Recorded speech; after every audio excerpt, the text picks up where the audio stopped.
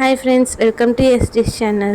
நாம இன்னைக்கு நம்ம வீடியோவில் முட்டைக்கோஸ் வைத்து ஒரு சூப்பரான குழம்பு ரெசிபி தான் பார்க்க போகிறோம். இந்த முட்டைக்கோஸ் குழம்பு சாதம், சப்பாத்தி, அப்புறம் தோசை எல்லாத்துக்குமே சூப்பராக இருக்கும். இப்போ வாங்க எப்படி செய்கிறதுன்னு பார்த்தரலாம். அதுக்கு முன்னாடி நம்ம சேனலில் சப்ஸ்கிரைப் பண்ணாதவங்க சப்ஸ்கிரைப் பண்ணிக்கோங்க. அப்படியே லைக் பட்டனையும் கிளிக் பண்ணிக்கோங்க. ஃபஸ்ட்டு இந்த ரெசிபி பண்ணுறதுக்கு கடாய் எடுத்துருக்கேன். கடாய் நல்லா சூடானதும் எண்ணெய் 2லேருந்து 3 டேபிள் ஸ்பூன் அளவுக்கு எண்ணெய் ஆட் பண்ணியிருக்கேன். எண்ணெய் நல்லா சூடானதுக்கப்புறமா ஒரு 1/4 ஸ்பூன் அளவுக்கு கடுகு ஆட் பண்ணியிருக்கேன். கடுகு நல்லா பொரிஞ்சதுக்கப்புறமா ஜீரகம் 1/2 ஸ்பூன் அளவுக்கு ஆட் பண்ணியிருக்கேன். அப்புறம் சின்ன வெங்காயம் 10லேருந்து 15 சின்ன வெங்காயம் கட் பண்ணி இதிலே ஆட் பண்ணிக்கிறேன். சின்ன வெங்காயம் நல்லா பொன்னிறமாக நல்லா வதங்கி வரட்டும். இது கூடவே கொஞ்சமாக கருவேப்பிலையில் ஆட் பண்ணியிருக்கேன். அதையும் நல்லா வதக்கிக்கோங்க. இப்போது வெங்காயம் நல்லா பொன்னிறமாக வதங்கினதுக்கப்புறமா தக்காளி 2 கட் பண்ணி இதிலே ஆட் பண்ணிக்கிறேன். ஸ்டவ் வந்து ஹை ஃப்ளேமில் வச்சுக்கிறேன். தக்காளி நல்லா சுண்டி வதங்கி வரணும். சீக்கிரமாக தக்காளி வதங்குறதுக்கு கொஞ்சமாக கல் உப்பு ஆட் பண்ணிக்கிறேன். இப்போ நல்லா கலந்து விட்டுக்கிறேன். தக்காளி நல்லா சுண்டி வர வரைக்கும் நல்லா வதக்கிக்கோங்க. இப்போ பாருங்கள், தக்காளி நல்லா வதங்கி வந்துருச்சு. இந்த அளவுக்கு தக்காளி நல்லா வதங்கி வரணும். அதுக்கப்புறமா 2 பச்சை மிளகாய் மட்டும் ஆட் பண்ணிக்கிறேன். உங்கள் காரத்துக்கு ஏற்ற மாதிரி நீங்கள் ஆட் பண்ணிக்கோங்க. நான் வந்து கட் பண்ணாமல் அப்படியே ஆட் பண்ணிக்கிறேன். அதுக்கப்புறமா ஒரு 1/4 கிலோ அளவுக்கு முட்டைக்கோஸ் எடுத்துருக்கேன். முட்டைக்கோஸ் நல்லா வாஷ் பண்ணிவிட்டு கட் பண்ணிக்கோங்க. கட் பண்ணதுக்கப்புறமா ஒரு தடவை வாஷ் பண்ணிக்கோங்க. இப்போ அதை இதோடையே ஆட் பண்ணிக்கிறேன். தண்ணி எதுவும் இல்லாமல் வடிகட்டிட்டு ஆட் பண்ணிக்கோங்க.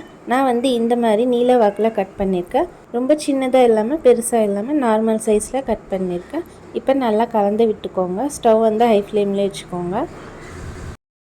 முட்டைக்கோஸ் வைத்து இந்த மாதிரி குழம்பு ஒரு தடவை ட்ரை பண்ணி பாருங்கள். வீட்டில் இருக்க எல்லாருமே விரும்பி சாப்பிடுவாங்க. இப்போ நல்லா கலந்ததுக்கப்புறமா ஒரு 1/4 டம்ளர் இல்லைன்னா 1/2 டம்ளர் அளவுக்கு தண்ணி ஆட் பண்ணிக்கிறேன். தண்ணி ஆட் பண்ணதுக்கப்புறமா நல்லா கலந்து விட்டுக்கோங்க. இப்போ மூடி போட்டு க்ளோஸ் பண்ணி ஒரு 10 நிமிஷம் வேக வச்சிடலாம். முட்டைக்கோஸ் ஒரு 90% நல்லா குக் ஆகி வரணும். அது வரைக்கும் வேக வச்சிடலாம். பாருங்கள், இப்போ 10 நிமிஷத்துக்கு அப்புறமா ஓப்பன் பண்ணிக்கிறேன். இப்போ நல்லா முட்டைக்கோஸ் வெந்து வந்திருக்கு. இப்போ இந்த ஸ்டேஜில் மஞ்சள்தூள் 1/4 ஸ்பூன் அளவுக்கு ஆட் பண்ணிக்கிறேன். அதுக்கப்புறமா பெருங்காயத்தூள் ஒரு 1/4 ஸ்பூன் அளவுக்கு ஆட் பண்ணிக்கிறேன்.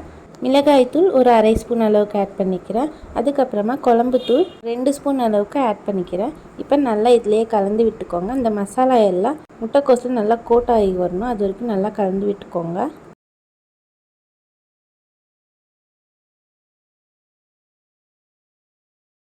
பாருங்கள், இந்த அளவுக்கு நல்லா கலந்து விட்டுக்கோங்க. இப்போ கொஞ்சமாக மட்டும் உப்பு ஆட் பண்ணிக்கிறேன். ஆல்ரெடி உப்பு ஆட் பண்ணியிருக்கோம். நீங்கள் செக் பண்ணி பார்த்துட்டு ஆட் பண்ணிக்கோங்க.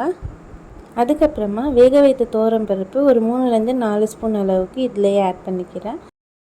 இந்த மாதிரி துவரம்பருப்பு ஆட் பண்ணி செய்கிறதுனால குழம்பு ரொம்ப டிஃப்ரெண்ட்டாக இருக்கும். சாப்பிட்றதுக்கும் டேஸ்ட்டாகவும் இருக்கும். இப்போ ஸ்டவ் வந்து சிம்மில் வச்சுக்கோங்க. இப்போ ஒரு தடவை நல்லா மிக்ஸ் பண்ணி விட்டுக்கிறேன். இந்த மசாலாவுடைய துவரம்பருப்பு முட்டைக்கோஸ் எல்லாமே நல்லா மிக்ஸ் ஆகி வரணும். பாருங்கள், இந்த மாதிரி நல்லா கலந்ததுக்கப்புறமா 1 டம்ளர் இல்லைன்னா 1.5 டம்ளர் அளவுக்கு தண்ணி இதிலேயே ஆட் பண்ணிக்கோங்க. நான் வந்து கொஞ்சம் திக்காக இருக்கிற மாதிரி செய்கிறேன்.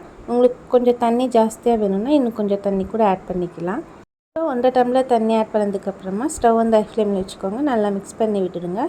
ஒரு 10 நிமிஷம் குழம்பு நல்லா கொதித்து வரட்டும். இப்போ பாருங்கள், நல்லா குழம்பு கொதித்து வந்துருச்சு. இப்போ ஒரு தடவை மிக்ஸ் பண்ணி விட்டுடுறேன். நடுவில் ஒரு தடவை மிக்ஸ் பண்ணி விடுங்க, இல்லைன்னா அடி பிடிச்ச மாதிரி ஆகிடும். ஒரு 10 நிமிஷம் குழம்பு நல்லா கொதித்து வந்துருச்சு. இப்போ வந்து ஸ்டவ் ஆஃப் பண்ணிக்கலாம். ஒரு தடவை கலந்து விட்டுட்டு சுட சுட சர்வ் பண்ணிடலாம். பாருங்கள், சூப்பராக முட்டைக்கோஸ் குழம்பு ரெடி ஆயிடுச்சு. இதே மாதிரி நீங்களும் வீட்டில் ட்ரை பண்ணி பாருங்கள். சூப்பராக இருக்கும். இது சாதம், சப்பாத்தி, தோசை, இட்லி எல்லாத்துக்கும் சூப்பராக இருக்கும். என்னோடய வீடியோ உங்களுக்கு பிடிச்சிருந்தா மறக்காமல் லைக் பண்ணிக்கோங்க, சப்ஸ்கிரைப் பண்ணிக்கோங்க. பக்கத்தில் இருக்க பெல் ஐக்கானே கிளிக் பண்ணிக்கோங்க. அப்போ தான் என்னோடய வீடியோஸ் உங்களுக்கு தொடர்ந்து வரும். அப்படியே உங்கள் ஃப்ரெண்ட்ஸ் அண்ட் ஃபேமிலிக்கும் ஷேர் பண்ணுங்கள். தேங்க்ஸ் ஃபார் வாட்சிங்.